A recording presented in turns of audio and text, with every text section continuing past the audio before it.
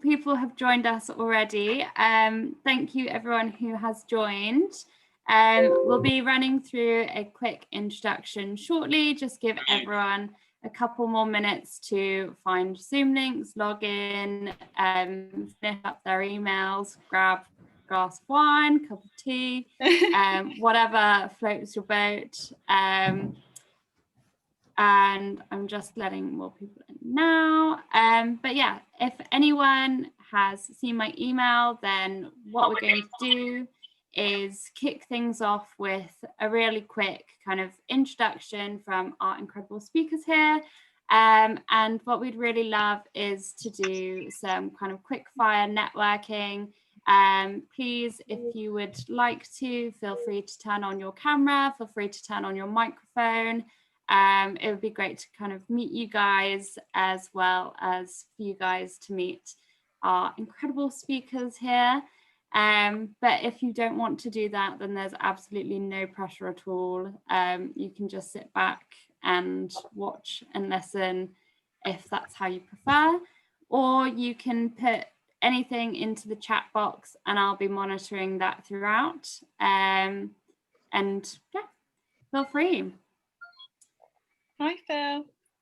Hi Becky, how are you? I'm good, thank I'm you. like throwing all my clothes away. I'm good, how are you? Good, yeah, good. Lovely to see you here. This is laugh. Phil. Anyway, he doesn't know. He's got a thrift account. I'll put the thing on here. I feel like Yeah, such a put it on. Love it. I've seen your account. You're great. You're very good at finding vintage stuff. That is my my trade. That's your MO. Got these like, I think I like this Becky's £1 vintage cherries on today. I was wearing like a fleece and I said to my mum, I've got this thing, this fashion thing. Oh. She was like, you better change your outfit then. And I was like, okay then. I better. We love mum's honesty. Oh yeah. I watched a panel a while back. I watched a panel, and during the panel, someone in the audience asked everybody what they were wearing and where it all came from. And some people so like it was like Ursula and like a few people who were able to say like, this is from here, this is from there. But there was one guy from H&M and he was like, I can't remember, sorry. It was really, really bad. It really like put them in the spotlight with it. Yeah. Wow. Oh my God. Yeah. I mean, I would love it, but some people wouldn't. Yeah.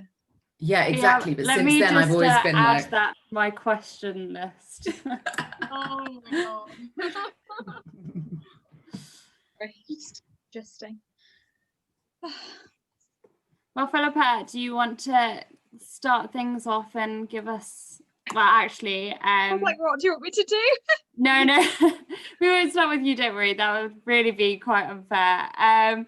We'll start with our incredible speakers.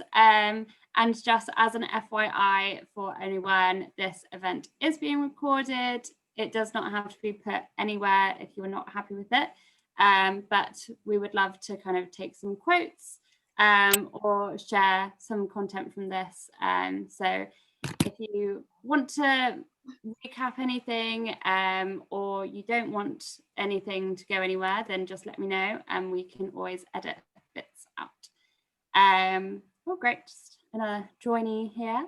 But yeah, so I'll give my little rundown, my little spiel, if you guys don't mind. And then what will be great is our speakers will go around and tell their backgrounds, introduce themselves. And then, yeah, we'll hand over to the floor. But for me, I am Amanda. I am the Events and Partnerships Manager for Lone Design Club. If anyone hasn't heard of LDC before, we are essentially a platform that aims to unite and support independent designers and give them a direct route to the conscious consumer. We do this through a series of pop-ups that usually take place in London for 2 weeks at a time, but we are now fully digital because of Corona, the elephant in the room. And now we've been fortunate enough to run our event series online, which has been a pleasure and great to kind of connect with all you lovely people. But yes, LDC is kind of based on a foundation of sustainability. We work with small independent designers who can trace their supply chain. They work with upcycled materials, recycled materials. They choose more sustainable options. They have fewer products, so less waste. They are generally more traceable, and any kind of sale that is bought from a small brand really has a massive impact on that person's life. So we just really want to kind of support that message, and promote all of the incredible innovative designs that everyone has, and pieces that you're not going to find everywhere else on the high street. So that's what we do. If anyone has any questions about LDC, then you can feel free to ask at any point. But what I would absolutely love is to hear from everyone else. And it would be great if everyone could introduce themselves and give kind of their personal sustainable goal. So my sustainable goal, and this is just personal for me, not LDC. Becky, taking a deep breath there.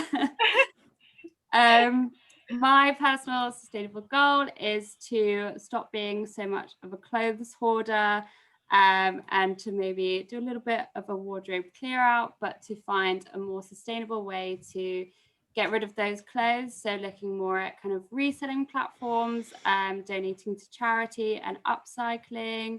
And I'm also trying to be more sustainable in my kitchen. So trying to buy not just from Tesco's and Sainsbury's, but going to smaller independent supermarkets and not buying things that are all in plastic packaging. Okay, that's me. I'm just gonna point at you guys across my screen. So Shawnee, do you want to start as your number one? Sure. Yeah, great. So I'm Shawnee. I'm a sustainable fashion consultant.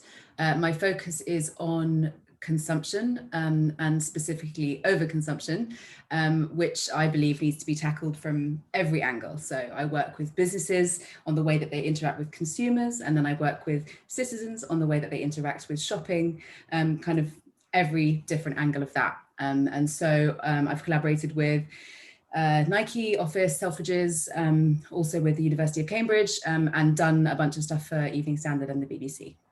Oh, and my personal sustainability goal is to mend the relationship between makers and wearers. Amazing, I love that. Cool, thank you so much. Becky, do you want to go next?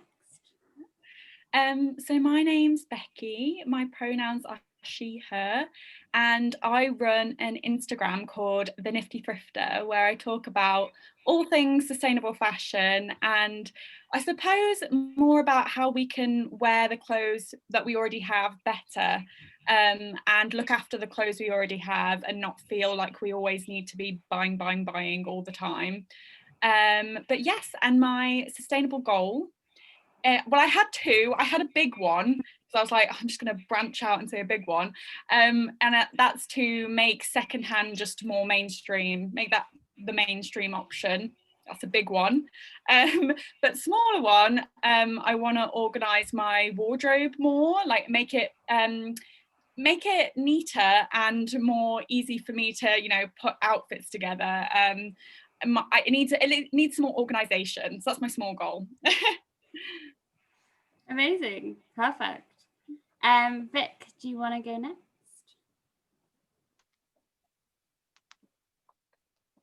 Oh, I think we've lost your sound there. Do you want to test your microphone real quick? Hello? Okay, I think we've got you now. Can you hear me? Okay. Yes. Yeah. Yeah, perfect. I can't tell. It just sounds like I can hear me because I'm here. Yeah, no, thank you so much for having me. I was just saying, and thank you to LDC. Obviously, this is like a great thing to do, especially when we're all kind of forced to be apart. It's kind of like another way to be social. I guess a little bit about me is that like I'm a freelance writer, kind of specializing in fashion, sometimes culture. I've written for Hunger, Coveter, Tomorrow Magazine, just like kind of independent magazines, and just like a general fashion enthusiast. So I guess for me, one sustainable goal, personal goal, is kind of similar to Amanda's in the sense that just like buying a lot less and not keeping things that you don't need or like haven't worn in ages, because like, you know, like one man's trash could be another man's treasure kind of thing, so you might as well just like give it away. And like also I feel like it, you know, when you declutter your life, you kind of declutter your brain, and it kind of sheds a bit of like stress. You feel a bit more just lighter. So I feel like I just need to do a massive like Marie Kondo moment and, you know, separate what brings me joy from what doesn't bring me joy in my wardrobe, and just like, yeah, literally, Yeah. take all the unnecessary stuff away and just, you know, keep what I consider to be my core pieces, especially since I'm just really, you know, such a fashion enthusiast. I know, like, I feel like I know what my style is now, and I know what I like and what I don't like, and, you know, what I used to like, what I haven't worn in ages. So yeah, just kind of like cut down a lot. But yeah. Amazing. Well, I feel like that definitely says it all. Like, decluttering your wardrobe is decluttering your life, and I think that's so true. Like when you're trying to get ready in the morning, you're like, I don't have any clothes to wear, because you're looking at like so many clothes, and it just makes your day so much more stressful. If you have like a simplified wardrobe, like it just makes it so much easier. You can get out of the house in the morning and you feel much better. Great, thank you guys. It would be great to kind of open it up to the floor. If you have joined us slightly later, I know a couple of you did. We would love for you guys to turn on your microphones and turn on your cameras to introduce yourself. Absolutely no pressure, you don't have to do that.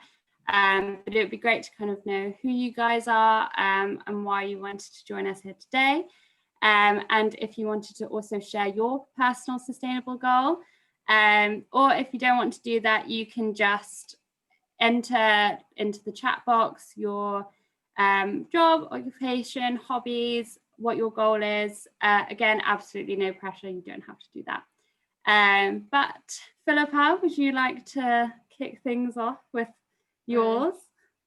Hi everyone, I'm Philippa. I have an Instagram as well, but it's not like a big Instagram, but I just enjoy doing it. Everyone at work is like, oh my god, Phil's an influencer, and I'm like, oh, I'm not an influencer. You know, that's just not a good word. Like, we don't want to be called, oh, it's a moth.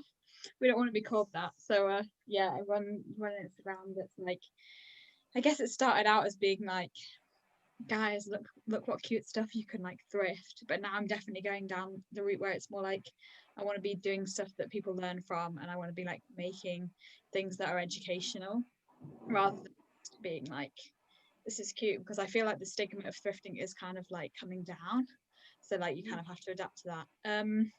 And in my normal life, not that isn't my normal life, I work for a charity that focuses on rare diseases, but I would love to work in fashion one day. I just don't know how to get there, so we'll figure it out.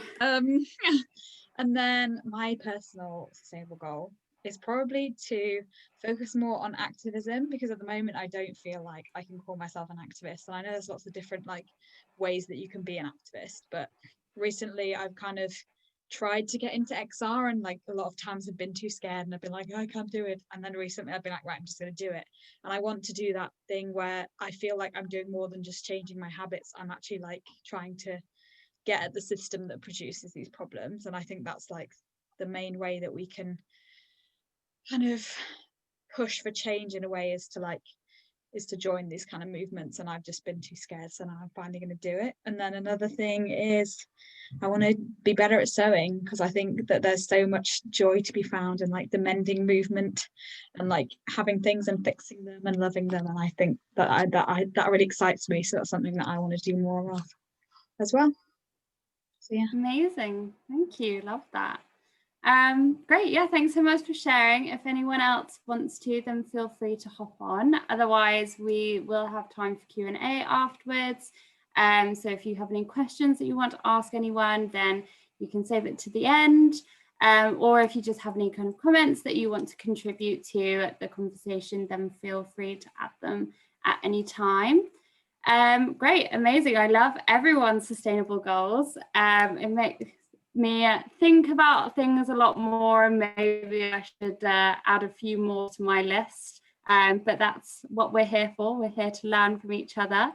Yeah, let's kick things off with our discussion. And yeah, it'll be great to kind of make this as conversational as possible. So anyone jump in whenever you want to, feel free to ask any questions. But let's go ahead, and it would be great for you guys to just tell us a bit more about your sustainable journey. What was it that initially got you interested in sustainability? You know, when did that happen, and like what was the initial journey there? Again, I'm going to go across my screen, so no favorites, but surely you could start. It's always hard to go first, but I'll do it. I'm going to do it. So actually, 5th of November is quite a key date for me on my sustainability journey, and I remember it because you have to remember the 5th of November, right? It was fate. Yeah, 2 years ago, I've been working in fashion for over a decade, but 2 years ago, I woke up and said to myself, could I not shop for a year? Could I completely stop shopping for an entire year? I was addicted to buying clothes of all kinds. And so I just thought, is that actually something that I could do? Because if I can't not shop for a whole year, then I mean, I should be able to do that, right? Then there's something seriously wrong if I'm not able to do that. I've got plenty of clothes. And so I just decided straight away to just stop shopping and to do a year of no shopping. And it was so fulfilling. It completely changed my life. My job at the time was in a fashion and tech company where I was developing algorithms to influence consumer behavior, to change the way that people shop. And I realized that for a living, I was trying to make people buy more stuff. And at the same time, I myself was no longer buying anything, and it was making me feel free and amazing. And so I realized I had to quit my job. So I quit my job, moved into the world of sustainability, did a course at Cambridge, and now I work in that consultancy. So for me, that's been, it's now been 2 years, 1 year of no shopping and 1 year of working as a consultant. Yeah. That's such a cool task to set yourself. Yeah, it was hard, and actually like diving right in at the deep end. Yeah, I'm not a half-hearted, I'm not an on the fence type of a person. I'm very all or nothing, but also I didn't let myself buy vintage either, because for me, the thing that I was addicted to was like getting a new thing. And even though actually there's very little harm in vintage shopping, it started off as very much a personal journey. This wasn't about saving the world at the time. It was very much about like, there's something slightly broken or toxic about my relationship to clothes. And so I wanted to go completely cold turkey in order to really learn about my relationship and kind of understand it fully. Amazing. So is it about saving the world now? Oh yeah, now it is, yeah. Great, well, we'll try and save it with you. Becky, do you want to tell us about your sustainable journey? What got you interested in the first place? Yeah, of course. So I have a similar sort of journey to Shawnee. Obviously, I haven't been into fashion for as long as Shawnee, or like known anything, you know, about fashion. So I was completely brand new to this. But it was the end of 2018. Similarly to you, Shawnee, that I'd done a shop on, everyone will know the famous fast fashion chain Misguided. I'd done a big shop on there because I was addicted. I'd just come through uni. I was 21 at the time, so you know, a big fast fashion lover really. And I used to buy new clothes every single week. There'd be something new coming through the door because, you know, I was going out having a good time. Why wouldn't I have a new outfit every time? Just didn't think about it. And then it was at the end of 2018 that I received a parcel from Misguided, and every single thing I had bought was like damaged or broken, or there was something wrong with it. And I just remember thinking, who made my clothes? From a very selfish point of view at the start, a very selfish point, I was annoyed. I was like, who's made what? I've spent money on this, like, why is it damaged? Very selfish, very, you know, small-minded point of view. And then I just did a Google. I did a Google, who made my clothes? I found Fashion Revolution's page. I honestly spent the whole afternoon researching about garment workers' rights, about sustainability, about how awful the fashion industry is. And then I was met with a lot of guilt. I went through a very, felt a lot of guilt at the start, and then realized that guilt actually doesn't do anything. It doesn't make action. It doesn't, make me think further in like my activism, I suppose, in terms of fast fashion. So I then decided, similarly to Shawnee, that from the 1st of, it would be a New Year's resolution, from the 1st of January 2019, I wouldn't buy a single new item of clothing for the year. And I remember starting my page, the Nifty Thrifter, that was at the end of 2018 as well, but I remember posting this post and it said, you know, I'm gonna do no new clothes for the year and document it on here. And I didn't think I would. I didn't think I'd keep that up really. But I did it. And then as similarly to Shawnee, I just never had felt the freedom of not buying fast fashion. And I realized that it actually comes into a lot of the ways I think about myself. It's so to do with like your psychological, it's psychological as well. And I just felt a freedom, like I couldn't, even think I ever would have felt that way. So at the beginning, I had just started by buying, my consumption didn't really change. I was still buying a load of stuff secondhand to kind of like fill the void, I suppose. But after that, I, started to think more about consumption and what it actually means. And, so yeah, that was kind of my journey. So similar to Shawnee's really, but yeah, it was just the fact that it did come down to like this one day that, everything sort of fell apart. And yeah, I had a bit of epiphany, that's what it's called, isn't it? Epiphany. And yeah, I've never gone back. So I haven't bought fast fashion since then, ever. So yeah. Amazing. Well done. Great. Vic, do you want to tell us yours? Yeah.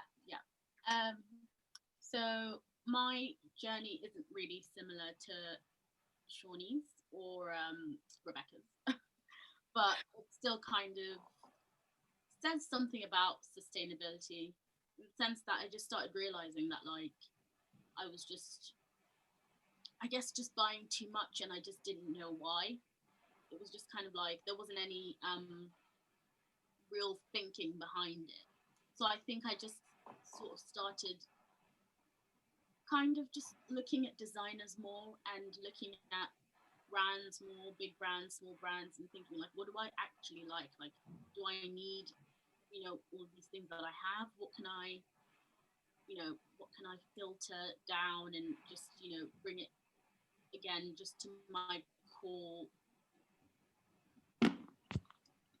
I feel like the way that I like to be sustainable is to just be very picky with just where I choose to spend my money and who I choose to give it to.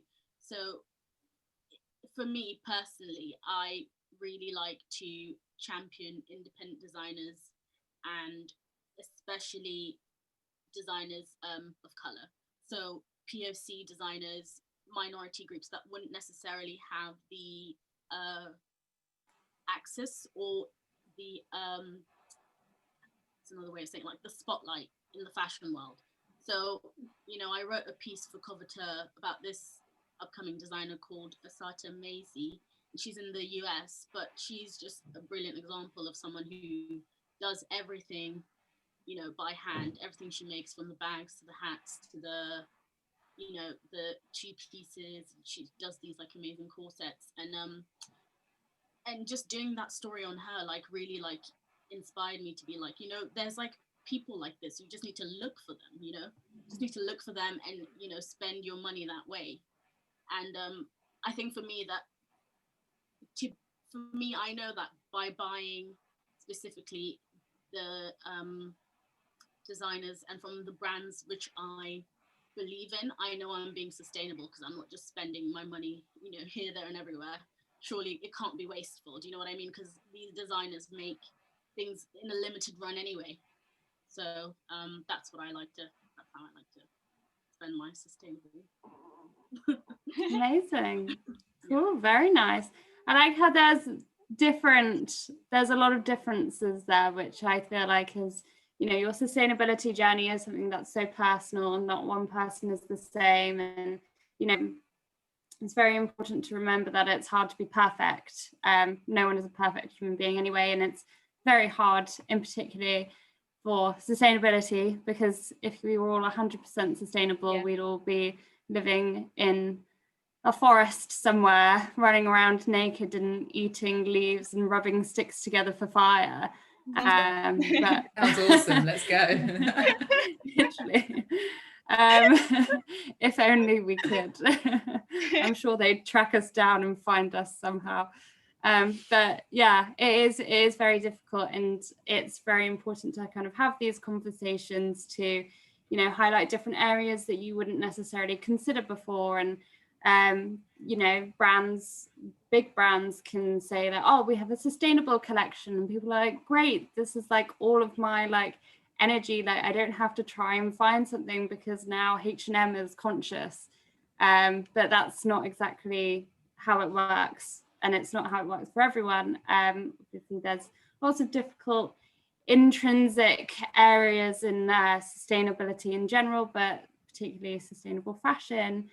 But I know you kind of touched on this already, but in terms of like how it has shaped the way that you shop now, I know, Shawnee, you were saying you didn't shop for a year, but how do you shop now? Or do you shop at all? Is it like one item in, one item out? Like, what do you guys kind of try and do to kind of keep that circle going?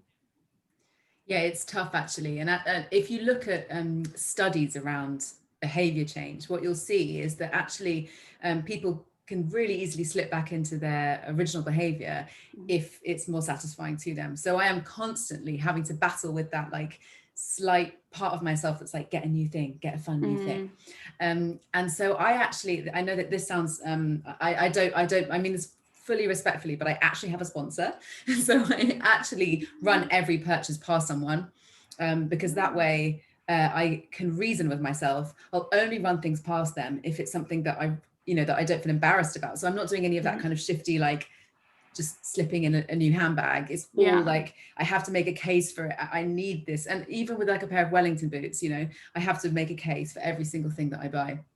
And so I wouldn't say that it's been easy over the last year, but considering that I was buying things every week, just like Becky, I think like I probably bought about 5 things in the last year. And if it's not something that I can wear 100 times, then I'll find a way of either renting it or buying secondhand. But in general, also, it's just, my mindset's just completely changed. I think it's just about making sure that you can develop a habit that is more fulfilling and satisfying to you, because that's the way it will stick. Amazing. Yeah, perfect. Anyone else, anything to add? Yeah, I would say similar in the sense of the last year. Sometimes I slip up, and I did even a couple of weeks ago. I went out. There's this amazing charity shop near me, and everything there is £1. Everything is £1. And it's amazing. It's so good. And the stuff is, it's in Kidderminster. No one will know where that is. But it's in the West Midlands now. Yeah, it's honestly the best. It's the best one, and it's just so many like amazing vintage things in there, all like 90s noughties vibe. Everything's £1. So I think I came away with 7 things, which, you know, I think I did quite well. But I suppose for me it just depends on.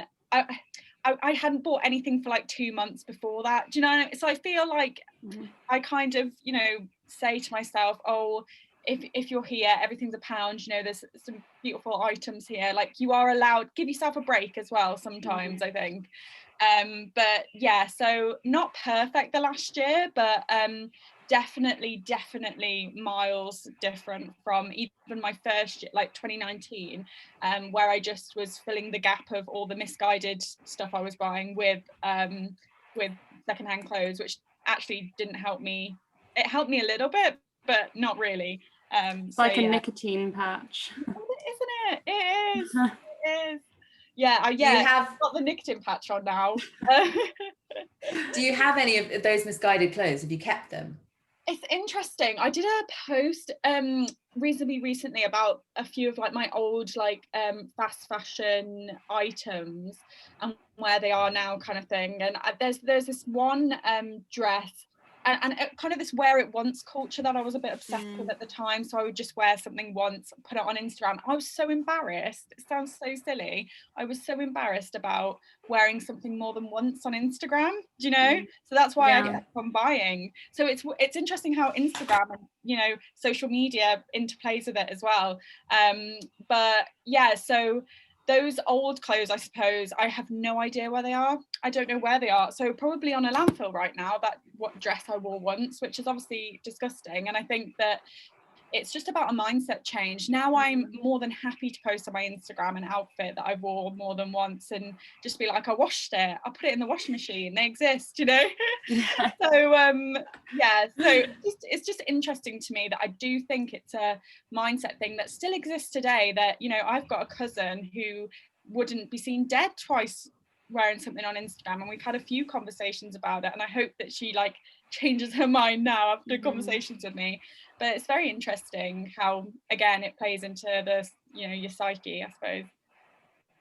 Do you ever regret buying any of the things that you've bought when you're just like, when you look at it and you're like, I kind of like it, but I don't really think I'm going to wear it that much? Like, do you ever have that moment? I feel like we all do that. Yes. Even with the 7 things that I bought the other week, like there's one that I'm like, why did I get that? Like, I just, you know, so you are allowed to slip up now and again, I think. But yeah, it's a difficult one. I think, yeah, you're allowed to slip up now and again.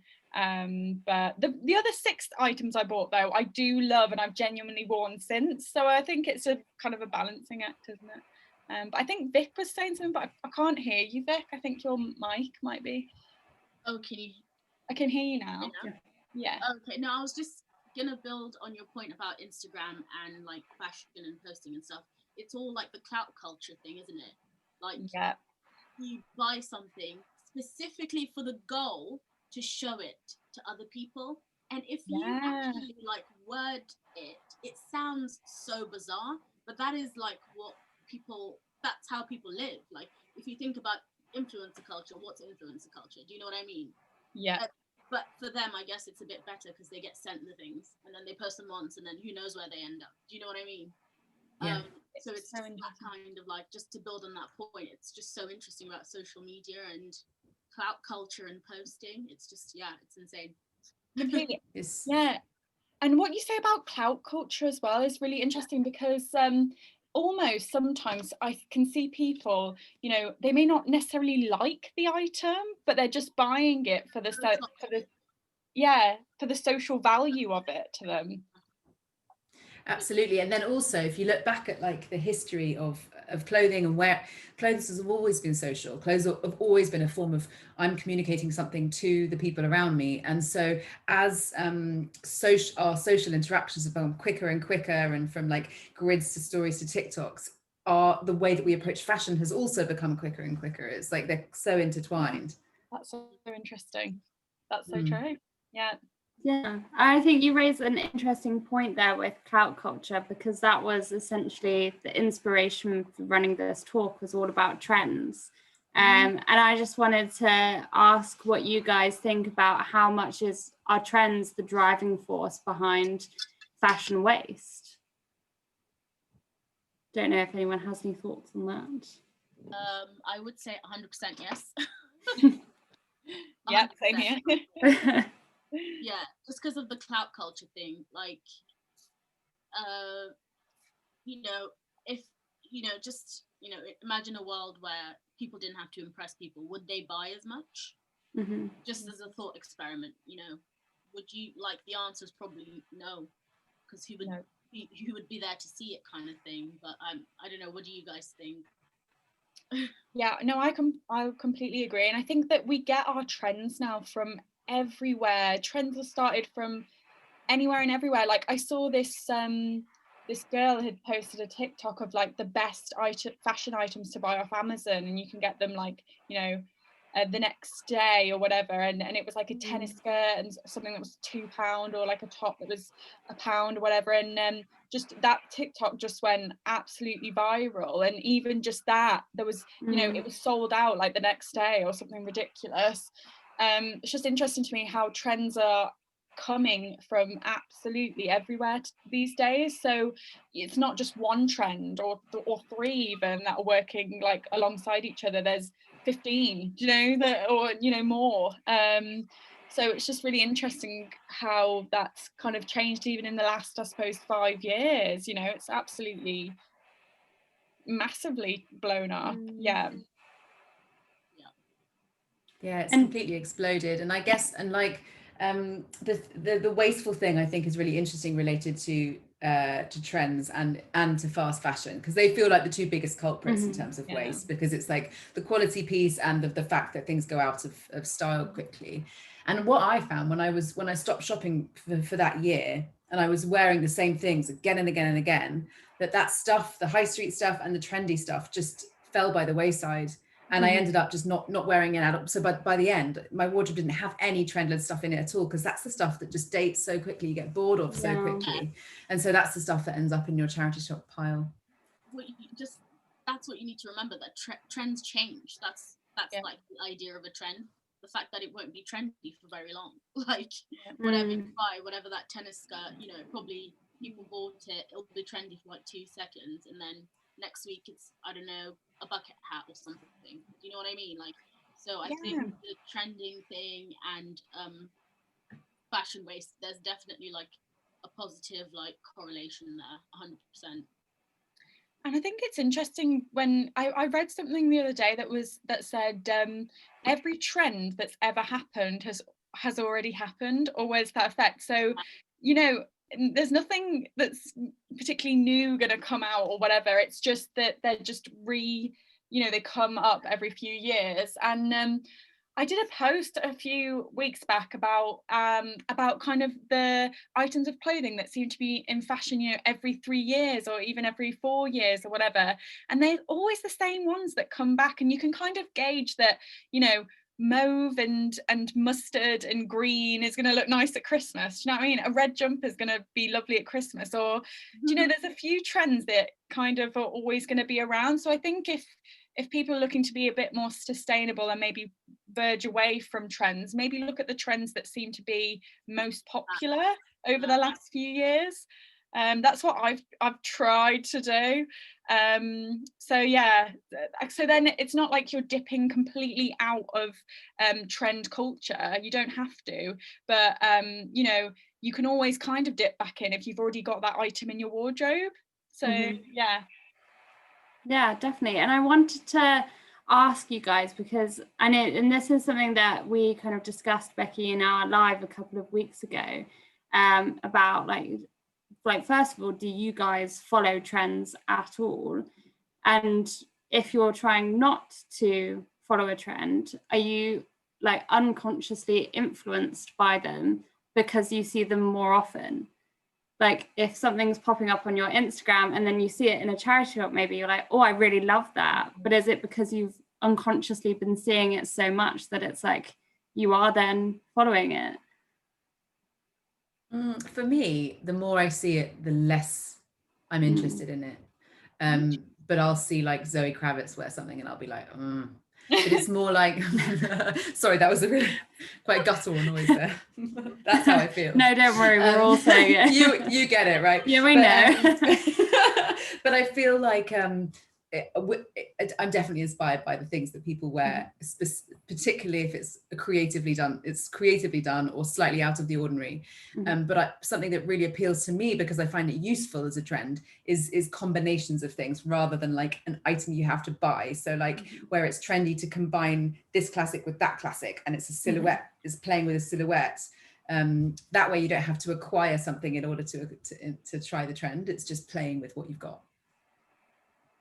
Yeah, that's really cool. I guess looking at the wardrobe that you already have and trying to pull that outfit together to kind of match something else that you've already seen. Yeah, for sure. Yeah, I've had a difficult time with like sweater vests, because that has been the big trend recently. And I've got three, which is probably too many. But to be fair, the first one I already had, so that's okay. And then so ahead of the trend. Yeah. Stop. No.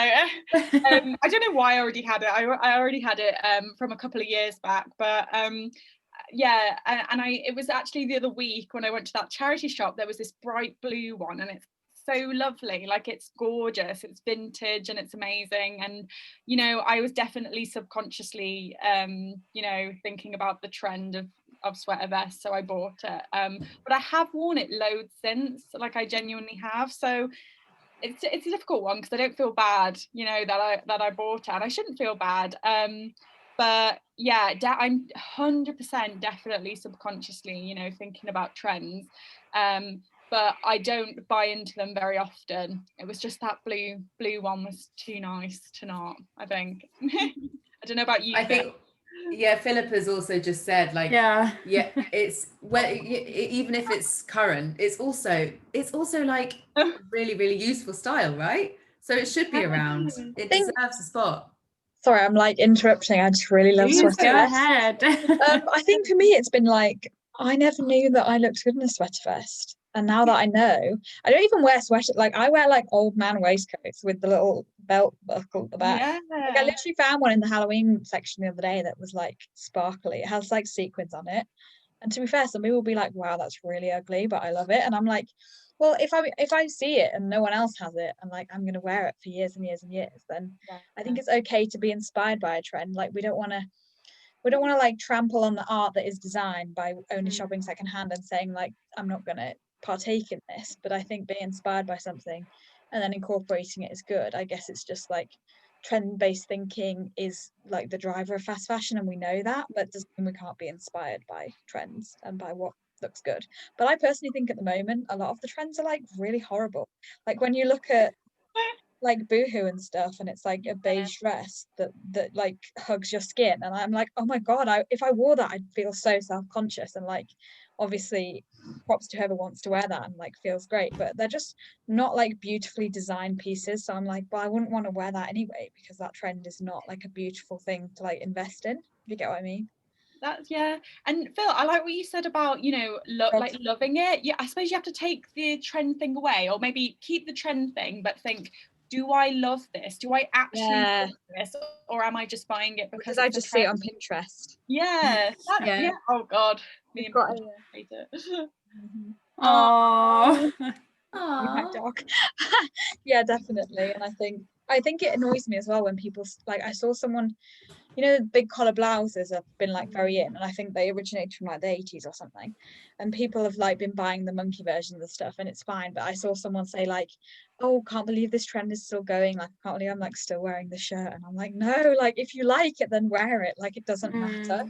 Because it's so superficial anyway, that I think personally it's probably cooler to just wear whatever you want and be like, I don't really care what the magazines say is cool, than switching every 5 seconds. Yeah, what even is a magazine at this point? Who knows? Yeah. No, that's great. Well, thanks. And your comment about the big collars, I know exactly what you mean, but sometimes what I do find quite disheartening about trends, and like, as you mentioned about the fast fashion aspect of it, is when you see a designer doing something really amazing and then all the fast fashion brands like race to knock it off, and then you see it everywhere and it quickly becomes like massively overkill. And once you see it on everyone, then you're like, well, I don't want to wear it anymore.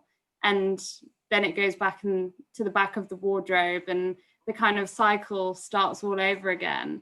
But yeah, I mean, obviously there's a lot of kind of controversy around fast fashion in that sense, because like not everyone can afford the £200 shirt, as lovely as it is. Some people can only afford the £40 version or the £20 version. But I guess in a way it's not about like doing it the overkill. It's about kind of treasuring those pieces and loving them, as you guys say. Yeah. Yeah, no, I completely agree with that. I was just going to say, sorry, my brain was just going because I was thinking about, do you remember when InStyle did those t-shirts for, what was it called? Tiger King, you know, those just t-shirts that they mass produced and people were buying them because they said, you know, what was it, someone killed Carol Baskin or whatever. And those were just completely, you know, blew up and everyone wanted one or whatever. And it's just so interesting to me now. Like, I wonder where they are now. They're definitely going to be at the bottom of someone's drawer, not being worn, and some poor person has not been paid a wage to do it. It's, you know, and I think that's when trends really get disgusting, is when it's about, you know, TV shows and things that really are going to air for, you know, a few nights and they're not there anymore. And yeah. Sorry, I keep acting like I'm on this, but I'm not. You are. I was gonna say that I think that's what's interesting about trends as well. It's like I was walking past Primark the other day in Cambridge, and we were going into a charity shop because all the charity shops like next to Primark, and my friend like very loudly exclaimed, she was like, charity shopping is so much better than Primark, to try and like attract people into the charity shops. Didn't work. But I was just thinking about how you were saying like, I wonder where they are now. And how you like, I never realized, but the turnover, there's so much Primark stuff in the charity shops because the turnover's so fast, because everyone's just like buying stuff and then putting the t-shirts in the charity shop and then they're not selling. And I just think it's crazy how with the trends, like we feel entitled that we would go on the Zara website one week and there'll be different clothes that were there last week. And it's like you were saying, Shawnee, about like buying habits and stuff. I read this interesting thing the other day that was like, why do we feel that entitlement? Like, why do we feel that that's something that we need and something that we must have, you know, like as modern consumers? And it really kind of made me angry, because I was like, yeah, why do we feel the need for this? Why can't we be happy with what we already have? And why do we just expect that new things will be given to us all the time? And I think that's like the root of the problem, is that our behavior as like consumers and as people is like very expecting that somebody will make it. If we go on the internet, there will be a Carol Baskin t-shirt, there will be a t-shirt that perfectly suits our Secret Santa or whatever, that says like a phrase on it, or we can get it printed. And I think that's one of the big things. Yeah, it's like the audacity. Yeah, it's like the audacity of like when my parcel came and everything was broken, but I'd literally bought it literally the night before, you know, and I'm expecting everything to be in perfect condition, like, you know, like, and I thought I was very ignorant at the time to it all, but it's like an audacity sort of thing as well, like and it's hard not to get angry. I was reading a really interesting article the other day that was all about how we have connected clothes and buying things with deserving. So like, I deserve this, but that gives it this very strange value, and it totally misunderstands like our privilege. It really completely misunderstands privilege, because why do I deserve it? Because I've had a hard day at work, when there are several people that aren't even thinking about, like, you know, going to the high street and buying some new treat. And, you know, culturally, we've had this narrative since we were born, around like going through Argos catalogs, attaining things, figuring out what we want for Christmas. If we're good, we get more stuff at Christmas, or like, you know, and this whole narrative, or the narrative of like Cher from Clueless, and her, that being kind of our goal. And retail therapy, and like treating ourselves by going shopping. So we've got some serious unpicking to do with that narrative. Yeah, it's interesting how that kind of reflects in popular culture as well. Like I love Ariana Grande, I'm sure everyone does, but you know, like, even like, I just always think about her. Someone posted the other day on the story about 7 Rings, like, and that song, you know, it's all about buying, and like the you know, how, you know, how amazing that makes everyone feel. And I don't know, it's just interesting. I suppose it's very intertwined with popular culture as well, and us buying something because I just want it, do you know? And I guess as well, it's like you've got to show off that if you can afford it, that you have to buy something that's got the biggest labels on it and walk around so that everyone knows that you can. But I feel like that's obviously like, oh, Vic, did you want to? Sorry, Vic. No, just to build on that, did you guys see the whole thing about the Birkin bags that were trending the other week? Like about so basically, like, I'm sure you've heard of like the Birkin bag. Hermes makes Birkin bags, and they're basically like the most expensive bags you can like ever buy. So like someone like Kylie Jenner has like 1 billion of them. Yeah. But, it's just this whole thing about the fact that it was like trending on Twitter, and it's because it's like an item with a big label, and people like no, this many people can't have Birkin bags, like it's really hard to get and stuff. But it's back to the whole like trend and like clout culture thing. Like, in 10 years time, are people gonna really want Birkin bags? Like, I don't know if it's like, I mean, it does seem like a timeless piece, but it's another thing about like the big label thing that you just said, Amanda. Like, it's about being seen to be able to afford it. Like the Ariana Grande thing as well. Like, yeah, you know, she'll get it just because she can. Yeah. Yeah. The idea of just because you can. Do you know what I mean? But is Yeah. that a good enough reason? That's actually like, that's fascinating as well what you say, Vic, because I've just thinking about like how we consider timeless to be in 10 years it'll be fashionable, or in 50 years. It's like, why are we only thinking in terms of 100 years? Like, if we're thinking long term, we should be thinking like long term, but we have such a sort of, we're so short-sighted in that way. Yeah, I'm writing that down, Vic. No, sorry, I'm going to add something again. Please. This clout culture is really interesting, because what I always think is like, when you find something from a brand that's really cool in a charity shop or like designer, you're like, oh my god, it's like worth this much money, and you go online and you see how much it retails for. But like, I know, and probably everyone else here knows, that designers don't always use different factories. They don't always use different garment workers. They're not always being made at a high standard. They're just putting a label on it that they can sell it for more. And I don't know how, I don't think that I think that quite negatively, like the sustainable fashion kind of community is quite negatively affected by people buying something and saying this is worth this much, because our whole idea of what clothing is worth is massively skewed anyway, because we think, oh, it says this price on the website and that means how much it's worth, but it's really not. And I think when you thrift something and then you say, oh my god, it's like, I got a Sandro top the other day, I didn't know what that was, and someone was like, oh my god, Sandro, and I was like, oh, what's this like Sandro thing? But I was just like, it's so superficial because it's not actually worth that. And I think this whole idea of having a plain white t-shirt that could be sold by Reformation, I mean, Reformation claimed to be sustainable, whether they were or not, I don't believe that they were, but anyway. And then having the same one, which is very similar, for like a lower price, just because it has a different name on it, I think that's also a huge thing to do with trends, and that we are tricked into thinking that they're worth £200 when really the garment workers could be being paid.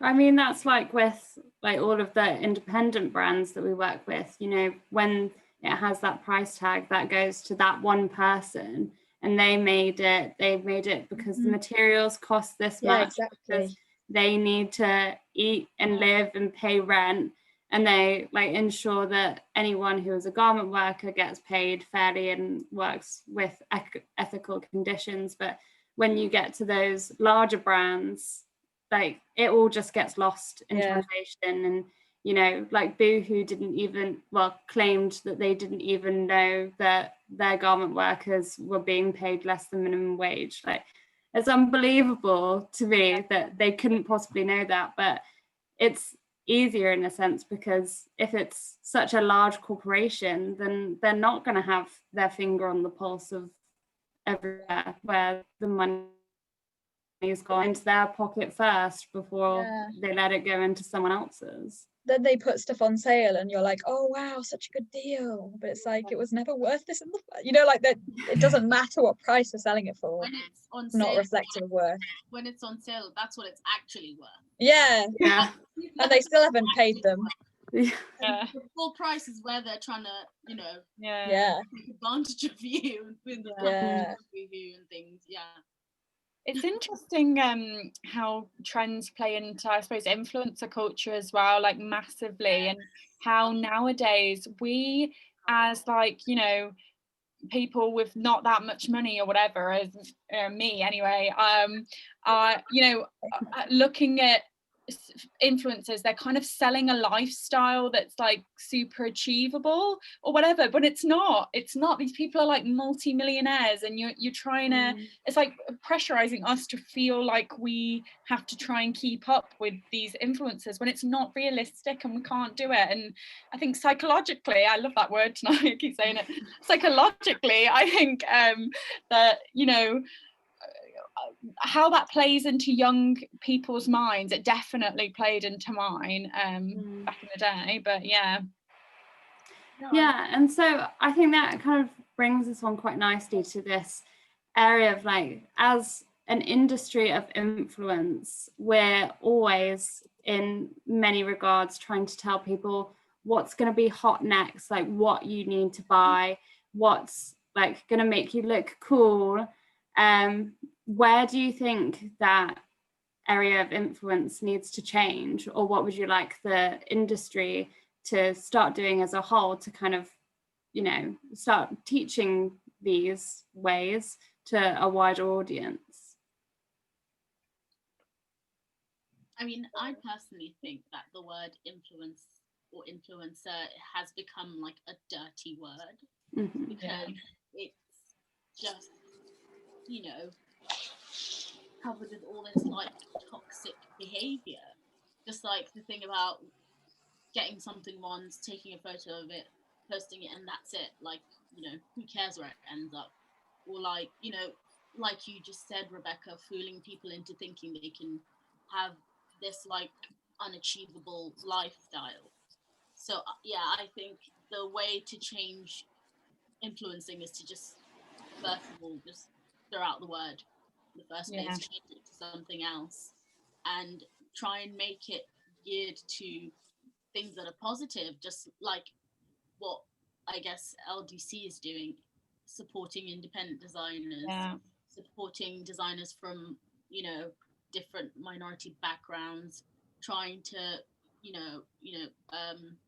championing, you know, LGBTQ plus, those who are less able, you know, things like this. And I think you can influence in a positive way. You just need to start with rethinking the concept from the core in order to change what is actually happening around it, I would say. Completely.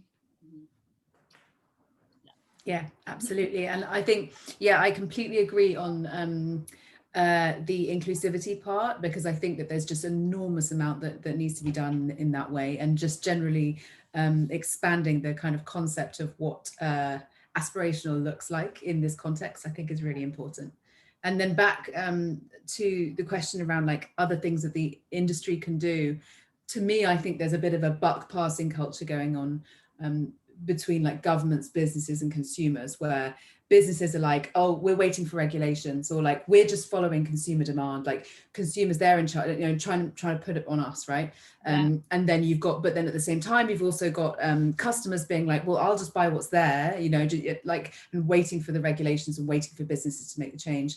And so I think there's actually kind of like 4 areas of responsibility, where one of them's government, one of them's finance, which is like huge, and one of them's business, and one of them's consumers, and everybody needs to kind of work together as a 4. Like there needs to be a real kind of collaboration between these 4 different areas, because we should be sharing a goal, but at the moment we're not. We're extracting from each other, and that's the problem, I think.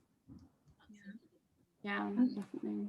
Yeah, completely. And I think I can't remember how you worded your question, Amanda, but I think I'm still on the lines of it.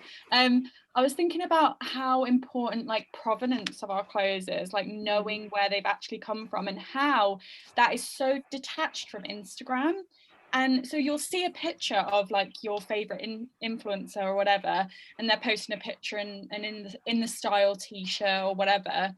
You don't see you know, what went into making that garment. And that's such a detachment, you know, that we see every day. And I think definitely I would absolutely love for there to be more regulation around it, just even online, because I think that these brands get away with so much because they can just stick a famous celebrity on the front of it, and you know, you don't see the treatment of garment workers, you don't see it.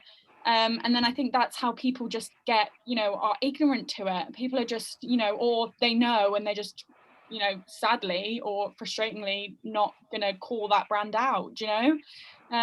So I think something about the provenance of our clothes, being able to see that more online, not to you know, show awful pictures or whatever, anything like that, without, you know, but just more information, I suppose. Transparency again would be a start, but you know, it's not the end goal done and dusted. But yeah, and I completely agree. You're completely right about not wanting to guilt trip anyone into being like, you're bad, like stop consuming, you need to change your ways. But yeah, it's definitely this kind of like chasing ourselves in a tail, like where is it going to start coming from? But I feel like in, you know, recent years, there's definitely a growing consensus around sustainability and the need to change. And that's definitely kind of coming from a more kind of Generation X point of view. But yeah, and also, you know, like in terms of the pandemic, I think that did kind of open up a lot of people's eyes around sustainability, and how when everyone was in lockdown and the world kind of stood still from the outside, like the oceans got bluer, the skies got clearer. It seemed like we could actually reverse some of these negative effects. And I suppose it's just kind of trying to maintain that momentum of, you know, positivity and the fact that everything can be possible, to then try and, you know, make those changes happen. But yeah, it is going to take some time. Yes, Philippa. I'm so annoying. No, please. I was always that kid at school. It's like, I want to speak. I think as well, something that we can do with our influence, and Aja Barber says this a lot. She says, like, brands are not people. Like, you don't have to feel like they have feeling. Like, what you can do, and what I really enjoyed during lockdown, especially with like the Pay Up campaign, is that people were being very direct, and they were being like, pay your garment workers now. Before, like, we knew it was happening, but we wouldn't necessarily reach to write an email, or, you know, I feel like it really kind of galvanized like a collective spirit, even people that didn't necessarily know. And what I enjoy people doing with their influence now is not necessarily calling out people, because obviously, like we were saying before, it's not always people's fault, and there's lots of reasons why people maybe don't buy from expensive brands or secondhand. But people like Diet Prada, who call out people and who are like, go on, like, tell me what, give me your reasons. And I think that there's definitely more of that happening at the moment, and I think Pay Up kind of like push that forward. And I think that's something we can all do with our influencers. We can ask questions and we can demand answers, and it's something that definitely is happening more, which is really good in my opinion. And I think BLM drove that as well. Was, you know, these brands, the most infuriating thing is these brands posting their black square but not paying their garment workers. How disgusting, do you know? And I think that, you know, as well, people's, you know, coming out and, you know, saying, yeah, you know, that's not right, that's so, you know, awful. I think that that plays into it as well. And I think, oh god, I'm so sorry, I didn't mean to interrupt you at all. No, don't worry, I was just on a roll there. No, I was going to say that I'm so with you on this, and I think that it's a real sign that brands kind of just pick a cause. They're like, right, I'm gonna pick a cause and it's the black square, or I'm gonna pick a cause and it's I can't literally think of a cause, like microplastics, whatever. But it's all intersectional, and I think that's something that is really important for them to learn and for us to be aware of, is the intersectionality of the whole thing, and the fact that all of these injustices that sit here and here are all boiled down to exactly the same cause, which is the patriarchy and extractivism. And actually, like, it's all about the same thing. And so brands that are able to recognize that and see that they can't just pick this and do that, but they actually have to kind of show that consistency across all of their communications and operations, and that's the thing that's missing at the moment, is that consistency. Still, what you just said, Rebecca, it's just the whole performative allyship thing. Yeah, they're doing it to seem like, a brand that you should trust, but it's like most of the time, if you've got any kind of idea of what's really going on, you'll see behind the performance, and you'll see that a lot of brands are just pretending to support, rather than actual support that will change their work environment as well within, and not just kind of claim this kind of message, whatever it may be, climate change or BLM, and kind of just shout that out from the rooftops and not actually change within. It's just performative. But yeah. And with I was going to say, like, when like seeping that into influencer culture as well, like, imagine Molly May saying to Pretty Little Thing, I'm not going to post any more clothes of yours. Imagine the power of that until you pay your garden mugs, and you can prove to me. She is one of the most powerful influencers in the world right now, I think. Imagine, so I think just going into influencer power as well, I think it all comes back to us, and I suppose influencers more, that we have a lot of power to make change, and the most privileged of us all need to be doing that, need to be leading the way, and yeah, just that really. But I suppose you could look at it that we are all influencers in our own right as the customer, and using platforms like Instagram, we now have the opportunity to be like, you're not inclusive, you're not sustainable, your messaging is not clear, I'm not going to buy from you. And we can all, like, the consumer is what drives the brand now. Like, brands are constantly having to chase whatever the consumer wants, and that's why everything happens so quickly, because consumers just are always changing their minds. But like, now we are in the position of power to be like, we are going to like make you change, which I think is quite an interesting area and position for us all to be in.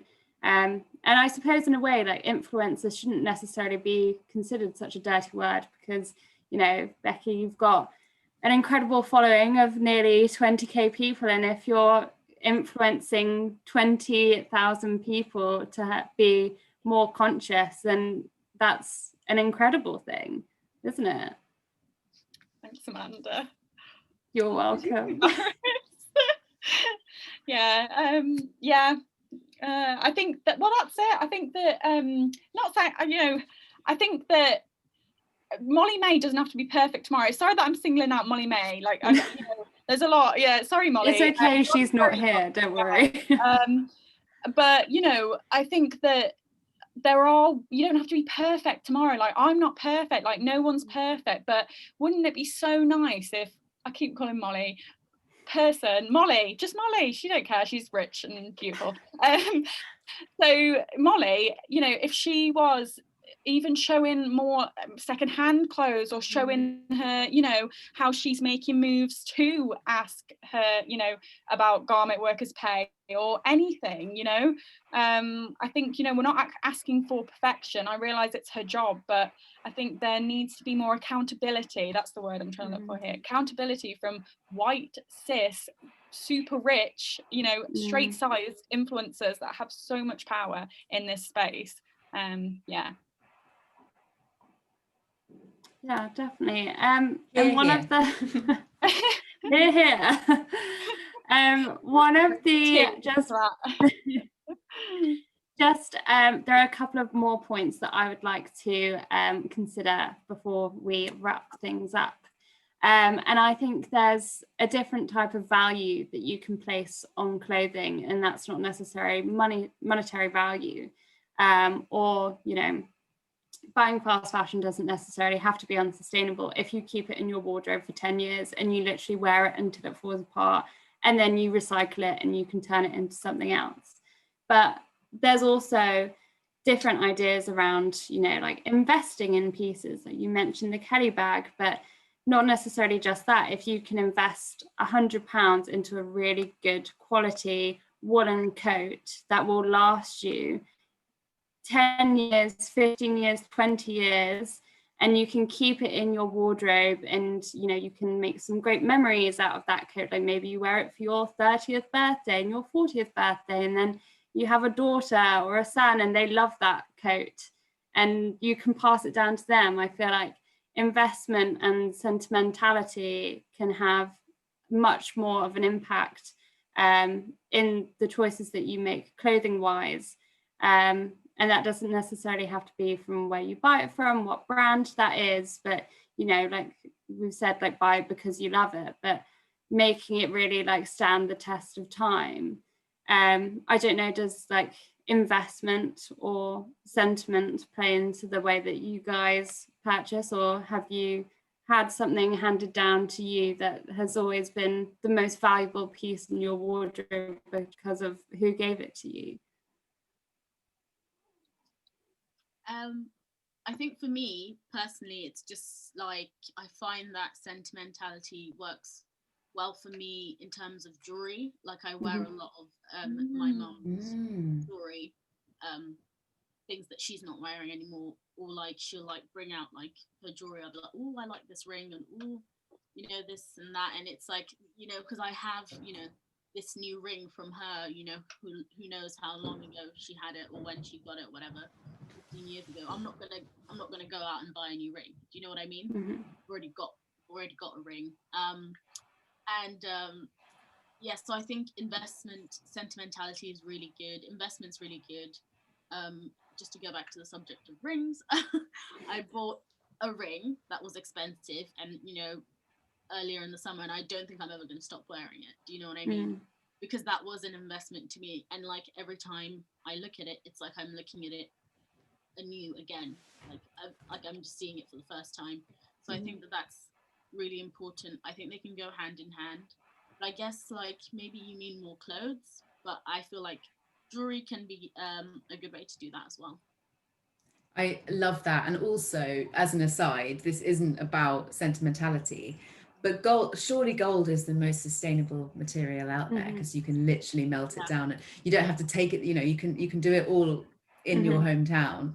But yeah, I'm big on sentimentality when I dress, for sure. I've got some of my favorite things are things of my mum's, and so they mean something really special to me. But also I quite like, recently I've been looking at old photos of myself from when I was a teenager, from when I was like 9 or 10, and I used to just chuck on whatever, and actually taking inspiration from that as well, and like taking inspiration from that child who didn't know what a trend was, because I was just picking things that made me feel cool, that I could climb trees in, and I want to always wear clothes that I can climb trees in. Like, isn't that like the best reason to dress, like to put an outfit together? Yeah. No, I would be similar to both of you two, like with the sentimentality thing. I think there's this one suit that I have, but it's kind of special to me because at the start of the year, me and my friend Moya, Phil, you know Moya, we did a clothes swap in Ireland. I went really Irish in Ireland because I went to uni there, and we did a clothes swap together. And I remember on the day I was so busy, I was rushing around and I had nothing to wear. I was literally wearing, I don't even think I probably had a bra on. Like, it was like I was just running around in this like stained t-shirt and like joggers, because I was trying to organize everything, and it was all running a bit late, and this was on the same day, and I didn't have anything to wear. Like, I didn't have anything to wear. Obviously I'd put stuff out for the swap, but everything was out. And I remember really panicking. I almost was in tears because I was like doing my makeup in the mirror, like rushing, because I was supposed to be hosting this thing and there was like loads of people coming.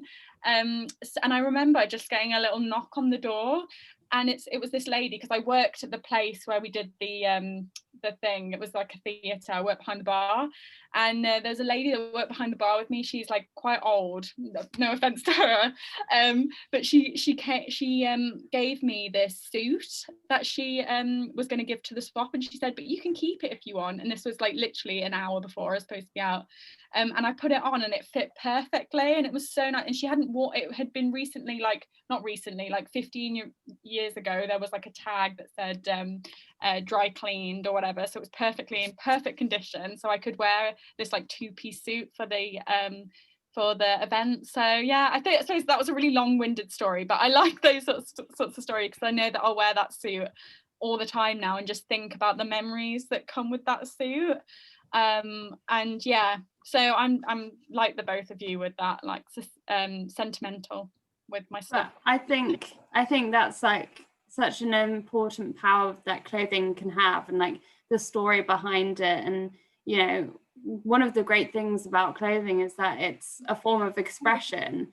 And if you're feeling like you need a bit more excitement and color in your life, you can put on something colorful that makes you smile. And it's like, there's so much to say about a power suit. Like you put it on and you feel powerful. Like that's why there are like the names for these things. But fashion is an expression of art. Like it's wearable art. Yeah. And I think that is like the story behind it is, you know, that's super important. And to be able to like share that is such a fortunate thing. Like you're not necessarily like, well, maybe you are sharing the story about the misguided dress and that one night that you had, but maybe it's a slightly messier, drunker story. Yeah. With your friends at brunch the next day, but it doesn't stand the test of time quite like that one. Yeah, no, completely. I think that misguided dress that I have in that post, like it broke on the night, like there was like a hole in it on the night, which wasn't great when I was, you know, trying to dance and stuff. But anyway, so it was good. It was a memory for the wrong reason, but yeah. No, that's great. And so do you guys want to just quickly tell us like what is your one absolute wardrobe staple that you will have with you forever, that you will just cherish time and time again? Can I have two? Yes. Thanks. Okay, one of them, okay, we've all been really honest here, so here's my honest one, right? So just before I did my year of no shopping, it was provoked because I bought something really naughty. And then having bought it, I was like, what is my life? Who am I? And it was a Burberry trench coat. And I bought it and felt, I couldn't even wear it because I felt so guilty about buying it. I didn't want it to get it dirty. Now, this like, it is part of my journey in the same way as like a misguided dress, even if it was something that was ill-advised or that you wouldn't do now, it's still part of your journey. And so for me now, this trench coat is like such a key part of my wardrobe. I'm never going to let it go. Like, you know, it might go in and out of style. I don't think it will, but either way, like I shouldn't have ever bought it. And so now I cherish it even more because it was excessive. I couldn't afford it. And then the other thing would be just Doc Martens, because I don't think they ever go out of style. And I've got a pair that I've had for 9 years and I can keep repairing them. I don't know how I feel about buying leather ones next time if they ever do fall apart. But for now, the ones I have are leather and they've lasted for such a long time. I think that's a great point that you bring up, like buying something that's a little bit too expensive. And sometimes I'll look at a piece or like a pair of shoes. I have these bright orange trainers and I wanted them. And I was like, I just don't know if I'm going to wear orange trainers. They're a bit expensive. Like they're just not very wearable. And I wanted them for 1.5 years and I finally got them. And it was like, because I had spent more money than I ever would have on shoes, I wore them every single day with every single outfit. And like, now I just like, I wear them so much. And, you know, I think like sometimes like that investment piece, it's just, you wouldn't think it would fit into your wardrobe so well, but you just make it fit, and the trend just kind of goes out of the window because you're like, I got to get my money out of this. I've got to do it. But at the same time, it's so funny. It makes me sick even sharing it, which means that I should have done, and I'm glad that I did. But the other thing as well that I'll mention is like that, you know, you've got those friends that you call and they say, yes, do it. And you've got those friends that you call and they say, no, don't. And so like, if you want to buy something and the friends that you call are the ones that you know are going to say yes, then there's a sign that you're probably doing something that you shouldn't do. That you shouldn't do, because you're like manipulating the system to make sure that your friends say yes. Yeah, that's so true. What about you, Becky? What's yours? I'm trying to think. I think that I have a dress that I absolutely love. I found it in the Phil. I say this story all the time, so you're probably like, oh, here she goes again. But I found it in the nightie section of a charity shop. It was £3 and it's so beautiful. I wish I had it here to show you. But it's purple. If you scroll on my Instagram, I know the one. I'm like, it's the purple floral one. I'm gonna look right now. Yeah, it's purple and it's long and it's floral and it's pastel. I love pastel colours, so it's. I will send it you, Shoni, if you can't find it. But yeah, it's beautiful. It's so nice, and I didn't expect it and to find it. And I just remember it was. I didn't want to go charity shopping that day because my mum always takes me charity shopping because she knows it will cheer me up if I'm ever sad. I don't always buy stuff, but you know, I just like looking around. That's kind of our thing. And I just remember I just come out of a breakup. I was heartbroken. I was like on the, you know, that sort of breakup when it's like pretty rubbish. And yeah, and she just dragged me to this charity shop near us, and I found this dress and it just perked me up so much. So I think there's just a lot of like, you know, memories with that dress just from the feeling of it, you know, the feeling of buying it, and I wear it all the time, so it's worth it. And then my other thing would just be turtlenecks, because turtlenecks are so great, like as in something I wear all the time.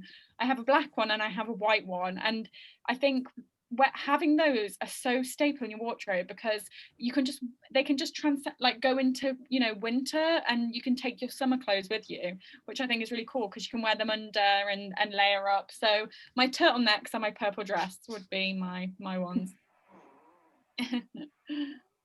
Cool. We'll just go to Vic and you, Phil. I hope you can tell us your wardrobe staples. Why you like including me now? You know, we're like. No, it's great. And then we've got a question in the chat, which I will come to after that. So, Vic, over to you. Yeah, that question's really interesting, by the way. But yeah, that'll be good too. For me, I think Air Forces never go out of style. Like they never, the black or the white ones. You know, I wear the white ones more recently. I want to get a black pair, but like I haven't stopped wearing Air Forces since I was like 16. So I feel like they go with everything, and they just never go out of style. You can wear them with literally any kind of formal, non-formal, whatever you're feeling, and also like super comfortable, which is important.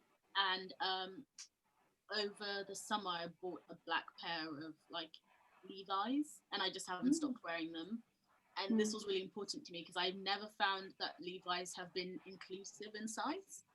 And I feel like whenever I see Levi's, they're just on really, really skinny people. So when I found these pairs in this pair of Levi's in Rocket, the one in Covent Garden, I was just like, this is insane. Like it was like obviously handed down from who knows, but kind of, you know, when I wore it, kind of felt like made for me. So I don't think I'm ever gonna, I don't think I'll be throwing these away anytime soon, or, you know, chucking them away. So for me, there's the two. Really important. Good find. Yeah, it felt good. I love it when you find something that's vintage or secondhand and it fits so much better than anything that's new. It's like magical. Like yeah. Phil, do you want to tell us yours? Yeah, it's quite funny actually. I really like wearing colour, but both of my like wardrobe favourites are like black, so it's kind of sad. But this is one of them actually. It doesn't look like much, but it's actually it's like a vintage Laura Ashley velvet shirt that I found for £3, and it's got like silk in it. So like, I've got it like 2 years ago, and I literally just got it dry cleaned last week. So I was like, this is kind of gross, but whatever. Black, so you can't see the dirt, so it's fine. And I just, whenever I wear it, I'm like, I just love the way it fits, and like it falls so nicely, and it's so well made, and I just feel great whenever I wear it. It's one of those things, if I go on holiday, I just always pack it because I'm like, it's a safe bet. And then my other thing is probably a leather skirt that I have. I know some people aren't into like secondhand leather, but I really enjoy finding secondhand leather because I think leather as like a thing is just really like classy and always looks good, and it always looks kind of like polished, but also a bit like edgy. I mean, you couldn't say that I was edgy, but whatever. And it's just this like black leather skirt that I got in a charity shop in Glasgow, and I remember it was £15, and I was like, oh, I think this is a bit expensive, because back then I was like not spending a lot on like individual items, but I actually wear it all the time, and it's like one of the best investments I've ever made, if you can call it an investment. It was £15, but still. That's my other one. So yeah. Oh, amazing. Oh, Lauren's got to dash, no worries. So Hannah's question, very interesting. What's everyone's opinions on sites like Depop? Vic, let's hear what you've got to say. I think Depop is good because it's like you go from consumer to seller very easily. The transition is very smooth. They make it super like easy to, you know, just get rid of something instead of, you know, doing it in a wasteful way. You kind of do it and then you kind of feel like, oh, I've gained something from it. So yeah, I've sold some items on Depop. I think Depop can be very practical, I think, and it seems like a lot of emerging designers are putting their stuff on Depop as well. People are reworking pieces that they've already had, and you know, someone will take like a Nike shirt and like they'll, you know, cut it up, sew things on it, and it, you know, suddenly it's like this unique piece you would never actually get from Nike, but it's cool because they've made it and reworked it, and someone probably won't have the same exact thing. So I guess it's nice to feel like you can go on Depop and get something super individual. So yes, seems like positives from Depop. Yeah, what do you guys think, Shawnee? Yeah, I love it. I've used it. I think there are some things that are a little risky, I guess, like if we're being critical, you know, and we're thinking analytically about it. I guess there's one concern I would have where maybe when people buy things, they might think, oh, I'll buy it because then I can sell it. So like, oh, I'll buy it because, you know, I'll wear it a bit and then I'm going to sell it, and they'll end up buying more, and it is not slowing things down. And so I think that would be the only thing, is that in the interest of slow fashion, what is Depop doing to slow down consumption? But the fact that it's secondhand, and that it promotes upcycling, and that it also promotes kind of entrepreneurship in young people, I think is really powerful. Yeah, I agree. Yeah, I completely agree. I think Depop's made secondhand cool. I think it really has. Like, I think that's so important. Like, without Depop, you know, I suppose there's other up and coming things now. I just love on Depop that individual kind of creators can, you know, make their pages look so cool, and people are so unique in how they want to style clothing, and I just think it's really cool. I know some people, as you say, Shawnee, yeah, take Depop, sometimes take advantage or whatever, but I think that's very occasional. Most people, you know, are putting the right amount of money on top of, like, you know, their clothing just so they can make a living, you know. So yeah, I really like Depop. For a while I didn't go on it just because I thought that the prices were a little bit, you know, getting a bit on the pricey side, I suppose, for me back then. But now I'm more kind of, I've taken time to kind of read about it and educate myself and realize that it's not pricey in the grand scheme of things. These are, you know, vintage, beautiful items. So yeah, I've kind of changed, I've flip-flopped with Depop, but I do generally think that it's a really great place. It also really kind of celebrates people that have like an amazing eye as for finding vintage as well. And like, I was speaking to somebody who works in the vintage department of a high street chain that you're probably all familiar with, one that has a vintage section.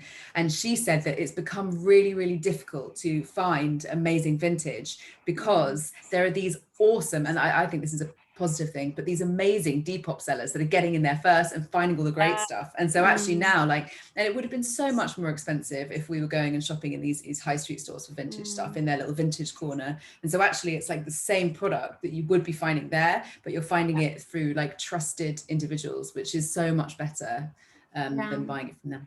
And anyone can do it. Do you know, that's what I think is great. It's so achievable as well. So I think that's really cool.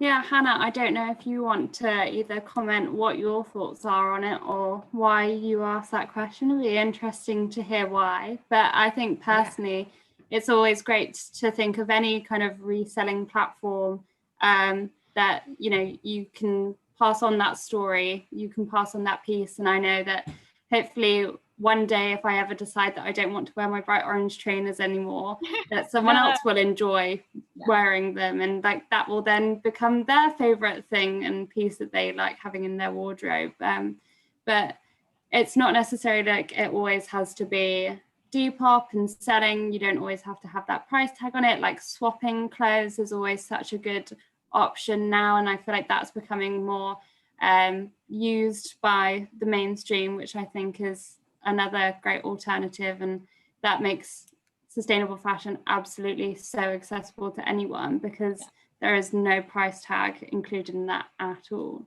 Yeah, Hannah, if you want to share, then feel free.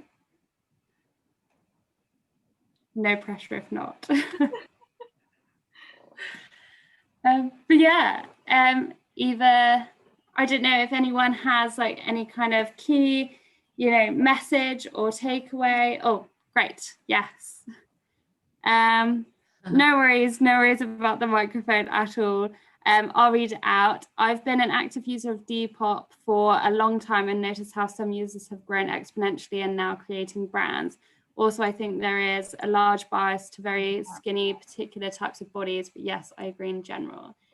I agree with that, and from my own personal use of Depop, I tend to notice like for some people it's kind of like a second Instagram page, and the pictures can tend to be like very posy, and it's like, you know, you kind of got to like style it, you've got to be the mannequin to kind of sell the product and make it look great. But yeah, I can completely see that that would be, you know, bias to a lot of people. Yeah, I don't know if anyone else has any reflections on that message there. Phil, go ahead. It's not well, it is a reflection, but I also have a question. I love Depop. My one thing is like, you get a lot of fast fashion bloggers who will wear something once and then post it, and they'll caption it like, worn once for the blog, don't need it anymore. And the one thing I worry about with reselling platforms is that they will like provide a gateway for people to think, well, it's sustainable because I'm reselling it, when actually we know that only like 10 to 20% of that actually gets sold. And then if you take it to a charity shop, then it might not get sold, and then it'll end up in like, I think is it Ghana?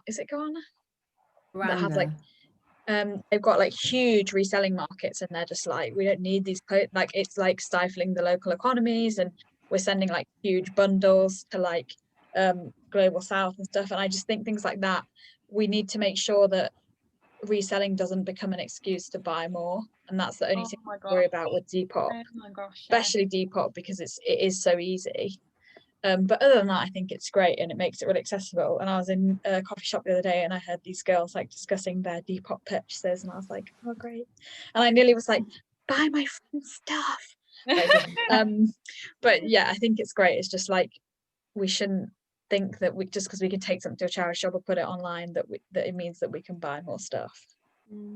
Completely. Agreed. Yeah, I think influencers, you know, there should, I think again it comes down to kind of regulation as well. There needs to be something in place there, I suppose. And with the you know, there's with individual sellers, as you say, Amanda, people are just going to be kind of posting things that maybe fit their body. I've seen a few sellers now who have like hired like plus size models to be able to, you know, share like larger clothing on their site. So I can only hope that that will become, you know, a thing that more people incorporate when, you know, they grow a little bit bigger. I think that obviously at the beginning, when it's only you and you are your business, you know, you're just starting up. But as soon as, you know, you're making a proper living out of it, you know, that you know, you can get plus size people involved, and you know, because I think that's really, really important in the sustainability, you know, spectrum as well. Amazing. Yeah. Great. Well, I feel like we have so much more that we could talk about, but I am conscious that it's past 8 o'clock and people might not have had their dinner yet. But just to wrap things up, I think it would be great if each of you could just give your top sustainable tip or top sustainable message that you would, you know, like people to come away with. Vic, do you want to start? Okay, I think for me, it's, I guess, buying less isn't obvious, but I would say buying well is the most important thing. And this is like buying something that you truly like. When you see it, your eyes like light up. Not like being like half-hearted about an item, being like, yeah, you know, I could wear that. You know what I mean? Buying things that, I guess, excite you, but not in the superficial way of, oh, you felt like a momentary sense of excitement. You know, just buying something that, you know, you're like, you know, there is a vision in this. I can see myself going here, here, and here, and, you know, doing this with it. And I think, I guess, the obvious things are, you know, avoid the brands, you know, which are basically blacklisted now, like the thing about Boohoo, like, you know, things that just you wouldn't want to associate yourself with because they lack moral values and morality and things. But I think buying well is really important, and you can only know what is for you, kind of thing. So I guess it's about, you know, all leads kind of back to what Shawnee was saying about knowing yourself. And, you know, if you know yourself, you'll know what works for you, and you'll know how to buy well for you. So that's what I would say. Great, thank you. Yeah, very, very good point. Becky, do you want to go? I say my key message is I love cherish and defend. So cherish your clothes, love your clothes, cherish the planet, I suppose, that comes into that, and then defend, sort of like protect garment workers, protect, defend their rights. So that's my key message. I just like those two words, and I like the way it sounds, cherish and defend. Maybe that's going to be business of mine at some point. No, it's not. I don't know, but I just like that. So yeah, that would be my key message. No, that's great. I like it. Got a good ring to it for sure. Shawnee, what's yours? I actually struggle with this one, but something that I've been thinking about a lot is that the more that we read about the environment, it is very easy to have moments of feeling like there's no point. And I think all of us have these moments of like, oh, honestly, what is the point? And which is really sad, because I think that that creates apathy, which sort of creates inaction. And that even when things are at their worst, or even when things feel like there's really, really no hope, we can improve things for people today. So like if we look at injustice and we focus on injustice, particularly in the fashion industry, with garment workers, there are things that we can change right now. And so I think that rather than kind of trying to think about saving the world, that's too overwhelming, and that can really make us feel lost or defeated. Instead, it's like about changing this life and this life and this life, and that way we can have an impact today. Amazing. Yeah. I really, just one more point, just to build on that, I really agree with that, Shawnee. Like, you know, I think they say, you know, don't worry about saving the world, you know, worry about your own neighborhood, worry about the things you can change in your own life. Like, what kind of effect can you have? Like, with what Amanda was saying about Rebecca, like the amazing following that you have. You must be changing things in your little corner of the world, and in a way, that's all we can really do. So yeah, I really agree with that. Yeah, great. Philippa, would you like to share? I don't have any. I didn't think you were going to ask me what's there. Oh, I really agree with that point about saving your like your community. I was listening to a podcast the other day. I think it was with No White Saviors on it, and they were talking about how in Canada, like, people would fly abroad to like go to Africa and stuff, but yeah, in Canada, like, the native population is like not doing great, like not being treated in a way that's like positive. So it was like, well, why can't we, like, you know, enrich that population? And I think that's so true. I think it's easy to get really bogged down and be like, I'm not doing anything, but like we were saying earlier, like, everyone has influence and everyone has a voice. So I would say, like, use your voice and like demand things that you think are fair, and like eventually something will happen. Like, I think if I don't believe that people have a voice, then I'll just like lose all hope, because it's like, I don't want to be one tiny person in this sea of like horrible things that seem to be happening. So I think if we can like collectively demand change and realize that our voice has power, then that's like a very good thing that we should like get behind. And we should remember, when we feel a bit sad, we should think, no, I do have voice. Yeah, and using your voice for people that don't have one. Yeah, like exactly. The garment workers and things. Yeah, because we can do that. Yeah. Just to add to that as well, like what Vic was saying and Shawnee was saying, in the fact that we exist in our own echo chambers as well, especially online. Like, we live in a space where majority of people, I hope, following me are going to be agreeing with what I'm saying and stuff, but what about the guy who lives next door to me? Do you know what I mean? What about the women living down my street and in my little Shropshire town? Like, no, do you know? So I think it's about taking it outside of this little echo chamber of people who are already agreeing with me, most of them, I hope, you know, and taking it, you know, further. So I suppose that's kind of a message that we're all kind of saying. They're the hardest to crack. Yeah. Better get door-to-door flyering there, Becky. I will. I'm going. You can crack them. I believe in you. Okay, cool. Well, thanks everyone. Thanks so much for that. Please do keep your eyes peeled, because I'd love to kind of turn this conversation into more content. And yeah, thank you so much for joining us. Thank you for being such a great panel of speakers, and to everyone who did join, but as unfortunately had to leave already. Thank you for those who've stuck it out to the bitter end, or sweet end, in my opinion.